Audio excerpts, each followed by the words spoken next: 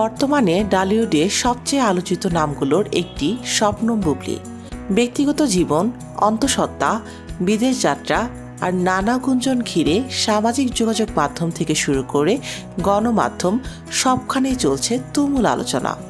কিন্তু এতদিন নীরব থাকা এই অভিনেত্রী এবার সরাসরি মুখ খুললেন। সম্প্রতি একটি ব্র্যান্ডের গ্র্যান্ড লঞ্চিং অনুষ্ঠানে উপস্থিত হয়ে সাংবাদিকদের প্রশ্নের মুখোমুখি হন বুবলি। সেখানে তিনি নিজের ব্যক্তিগত জীবন এবং চলমান গুঞ্জন নিয়ে গুরুত্বপূর্ণ মন্তব্য করেন।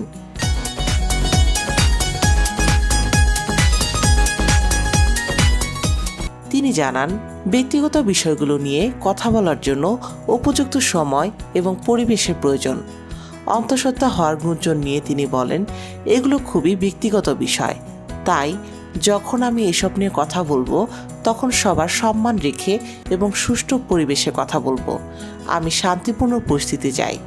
এছাড়াও আসন্ন ভালোবাসা দিবস নিয়ে বুবলি বলেন, ভ্যালেন্টাইন দিবস আমার কাছে মানে হলো আমার প্রিয় মানুষগুলো। আমি প্রতিদিনই ভালোবাসা দিবসের মতো কাটাতে চাই সবার ভালোবাসার মাঝে। তবে স্পেশাল কিছু পরিকল্পনা থাকবে। আমার দর্শক, পরিবার এবং ভক্তদের ভালোবাসা সবসময় আমার পাশে রয়েছে।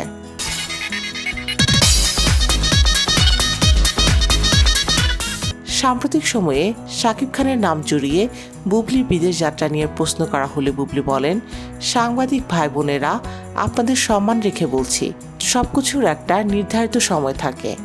আজ আমরা একটি অনুষ্ঠানে এসেছি, তাই এসব স্পর্শকাতর বিষয় নিয়ে এখানে আলোচনা করা ঠিক হবে না।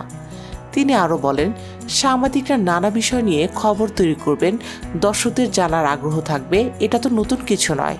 তবে আমি বলতে চাই, সবাই যদি একে অপরকে সম্মান জানিয়ে কাজ করে তবে শিল্পী বা শিল্পীদের সঠিকভাবে উপস্থাপন করা সম্ভব।